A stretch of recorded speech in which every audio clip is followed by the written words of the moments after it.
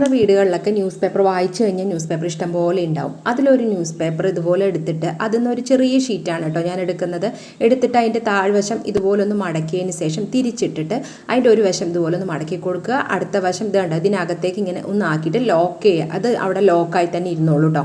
ഇതുപോലെ കണ്ടില്ലേ, ഇതുപോലൊന്ന് അതിനകത്തേക്ക് ഇതുപോലൊന്ന് ആക്കി കൊടുക്കുക. എന്നിട്ട് അതിൻ്റെ സെൻറ്റർ പോർഷൻ ഈ ഒരു രീതിയിൽ മടക്കിയിട്ട് അതിനകത്തേക്ക് ആ ഒരു മടക്കുണ്ടല്ലോ അതിനകത്തേക്ക് ഈ ഒരു ഇത് വെച്ച് കൊടുത്തു കഴിഞ്ഞാൽ നമുക്കിത് നല്ലൊരു ബാഗായിട്ട് നമുക്ക് യൂസ് ചെയ്യാം കേട്ടോ. അത് വലിയ പേപ്പറിലൊക്കെയാണ് നമ്മൾ ആക്കുന്നതെങ്കിൽ ഫയലൊക്കെ നമുക്ക് സൂക്ഷിക്കാം. അതുപോലെ നമ്മൾ ഹാൻഡ് ബാഗിനകത്ത് ഫോൺ വെക്കുന്നതിനേക്കാളും ഈ ഒരു രീതിയിൽ നമ്മൾ ആക്കിയതിന് ശേഷം ഇതിനകത്ത് ഫോൺ വെക്കുകയാണെങ്കിൽ ഫോൺ സ്ക്രാച്ച് വരില്ല. അതുപോലെ മെഡിസിനോ അല്ലെങ്കിൽ ഡോക്ടറിൻ്റെ അടുത്ത് പോകുമ്പോൾ പ്രിസ്ക്രിപ്ഷനൊക്കെ ഉണ്ടെന്നുണ്ടെങ്കിൽ ഒക്കെ നമുക്ക് ഇതിനകത്ത് ആക്കിയിട്ട് നമുക്ക് ഹാൻഡ് ബാഗിനകത്ത് വെക്കുമ്പോൾ നമ്മൾ ഹാൻഡ് ബാഗിനകത്താണെങ്കിൽ പോലും നമ്മൾ ചിലപ്പോൾ തിരയേണ്ടതായിട്ടൊക്കെ വരും. അല്ലെങ്കിൽ ആ ഒരു പ്രിസ്ക്രിപ്ഷൻ ആണെങ്കിൽ അത്യാവശ്യമുള്ള എന്തെങ്കിലും പേപ്പർ ആണെങ്കിലും ഒക്കെ നാശാവാതെ നമുക്ക് കറക്റ്റായിട്ട് തന്നെ നമുക്ക് സൂക്ഷിക്കാനായിട്ട് സാധിക്കും.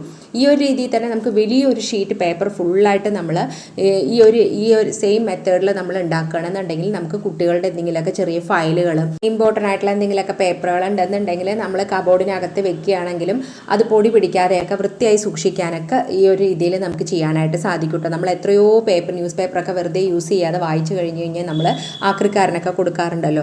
അതൊന്ന് കുറച്ച് പേപ്പേഴ്സ് എടുത്തിട്ട് ഇതുപോലെ ഒന്ന് ആക്കി വെക്കുകയാണെന്നുണ്ടെങ്കിൽ നമുക്ക് ഇതുപോലെ കുറേ കാര്യങ്ങൾക്കായിട്ട് നമുക്ക് യൂസ് ചെയ്യാനായിട്ട് നമുക്ക് സാധിക്കും കേട്ടോ. അപ്പോൾ നിങ്ങൾ ഇതുപോലെ ഒന്ന് ട്രൈ ചെയ്ത് നോക്കുക.